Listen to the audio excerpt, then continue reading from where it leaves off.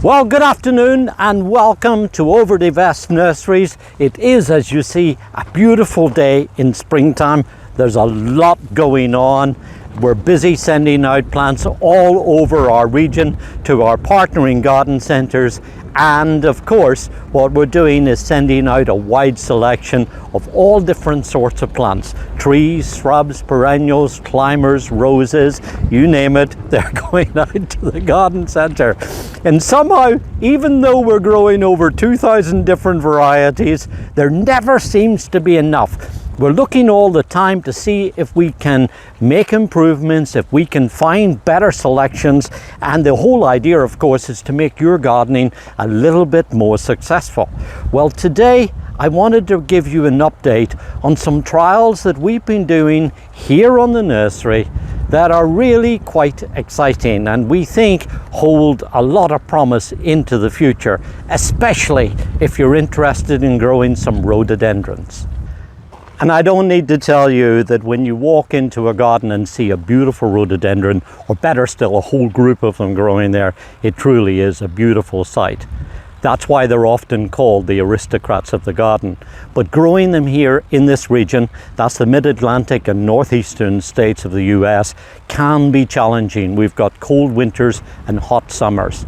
And traditionally, a lot of the varieties that were grown were ones that emanated from species that come from sheltered Himalayan valleys via gardens in the British Isles or on the northwest coast, places where it's cool and more moist and perhaps better growing conditions. And here, with our climate, it's important to be able to get plants that, of course, perform well. And we've been looking at a breeding program that's been going on at the David G. Leach Research Station in Madison, Ohio. Started some years ago by Dr. Stephen Krebs and now ably run by a young man called Connor Ryan.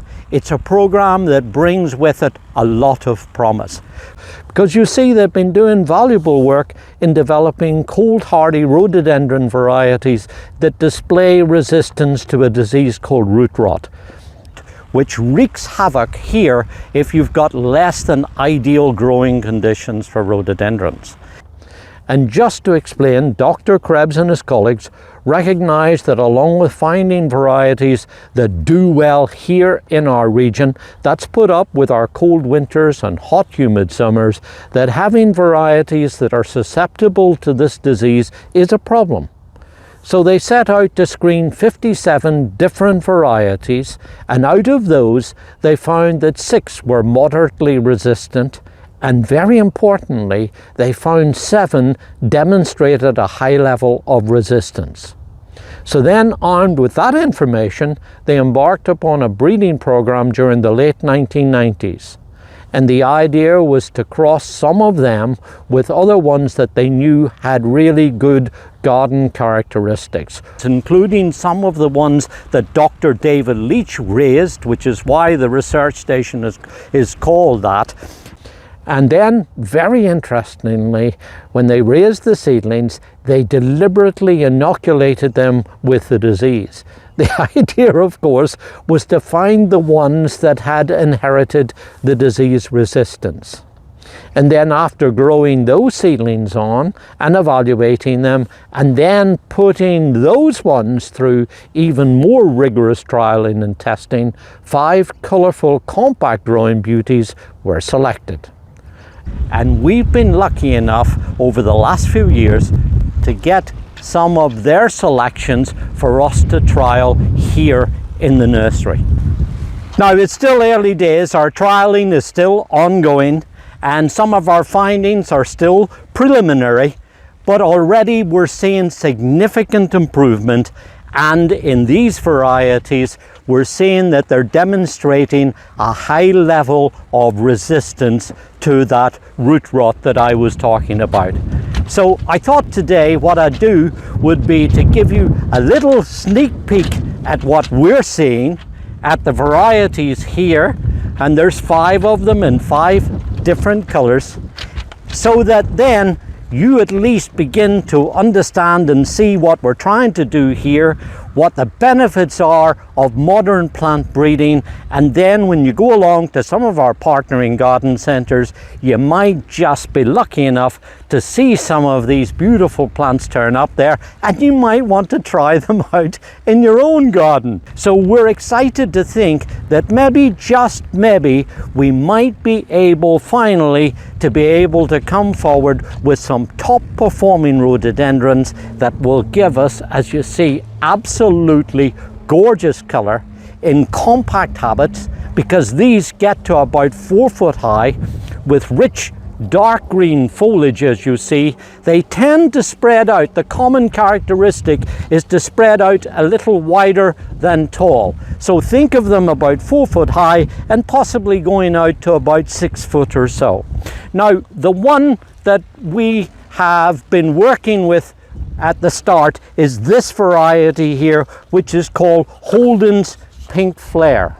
And as you see, it's a really gorgeous variety. Nice big rounded trusses here, packed with lots of flowers. And when you look into the inside of each of the florets, you'll see that they have a beautiful flush to the back of it, which gives it a very nice, appealing view when you look over the top of that rounded habit. Lovely dark green foliage, bushy, compact habit. It really does look to be a beautiful variety, certainly very eye-catching. And then take a look at this little beauty, which is called, as you see, Holden's Pink. Now, incidentally, they've all got the name Holden in front of it because that's where they began life, at the Holden Arboretum. But as you see from this plant, it's very free flowering. Look, on these small plants here, there's 1, 2, 3, 4, 5, 6, 7, 8 flowers on this. And they're nice, stiff, well-formed trusses, and each one, again, packed with lots of flowers, and a very appealing light pink, all on a compact plant with, again, nice, rich, lush foliage. This is also a very, as you see, eye-catching and appealing variety. And then as we move to the end, this one is called Holden's Fuchsia, a beautiful, rich fuchsia pink. As you see, buds come out a very appealing light red. When it opens fast, it's got an almost reddish color to the flowers, and then when they begin, as you see, to form, this is a slightly flatter truss, but as they open, you'll see that they have this rich pink in it. A very appealing plant. It looks like this one will be a little bit more upright in its habit. Not quite as widespreading by the looks of things, but this is certainly also a very appealing, and I would probably say this is, I think, my favorite color out of the whole lot, but that's hard to choose. And then as I swing back in the opposite direction towards the rear end of the wagon here, take a look at this little beauty here. This is Holden's Peach. No prizes for guessing how that name came up. As you see, it does have a kind of peachy pink appearance. The buds come out, as you see, pink on there.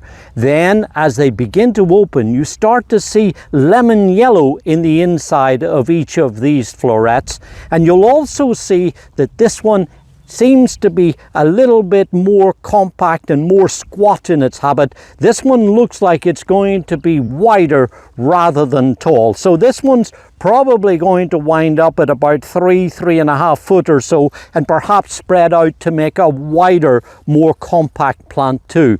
And then when you look at all of these trusses on here, it's also a nice free flowering variety with, again, lots of dark green lush foliage. And then the last plant I want to tell you about is this one, which of course is called Holden's Red.